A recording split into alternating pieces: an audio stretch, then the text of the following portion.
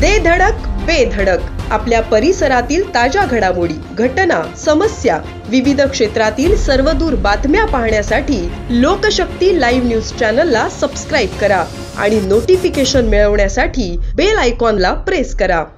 कर्जत तालुक्यातील नेरळमधील गोरक्षकांच्या सतर्कतेमुळे 4 गोवंशीय जनावरांना जीवनदान मिळाले। कत्तलीसाठी गोवंशीय जनावर घेऊन जाणारे गाडीसह जनावर सोडून दोघं पळून गेले। गोवंशीय जनावरांना वाचवण्यासाठी आलेल्या गोरक्षकांच्या कसायांनी अंगावर टेम्पो घालत जीवे मारण्याचा प्रयत्न केला, मात्र गोरक्षक यांच्या सावधगिरीमुळे आपला जीव वाचवण्यात यशस्वी ठरले। तर गोरक्षकांचं रौद्र रूप पाहून गाडीसह जनावर सोडून 2 जण पळून गेलेत। या संदर्भात नेरळ पोलीस ठाण्यात गुन्हा नोंद करण्यात आलाय।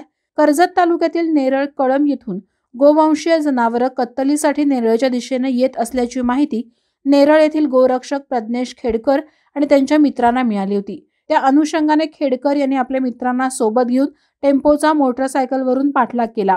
तर गोरक्षक यांना पाहून टेम्पो चालकानं प्रज्ञेश खेडकर यांच्या अंगावर टेम्पो चढवून त्यांना जीवे मारण्याचा प्रयत्न केला, मात्र प्रज्ञेश खेडकर यांच्या वाहन चालकानं मोटरसायकल वळवली। याचा फायदा घेत टेम्पो चालक यांनी गोवंशीय जनावरही एका निर्जन ठिकाणी टेम्पोतून उतरवत टेम्पो तिथेच सोडून चालक आणि 1 जण फरार झाले। या घटनेची माहिती ही गोरक्षकांनी नेरळ पोलिसांना दिली असता घटनास्थळी नेरळ पोलीस पोहोचून सदर गोवंशीय जनावर एकूण किंमत 85,000 रुपये आणि पिकअप टेम्पो क्रमांक MH04KF0359 हा ताब्यात घेतलाय। पुढील तपास नेरळ पोलीस ठाण्याचे प्रभारी अधिकारी शिवाजी ढवळे यांच्या मार्गदर्शनाखाली पोलीस सब इन्स्पेक्टर सरगर हे करत आहेत।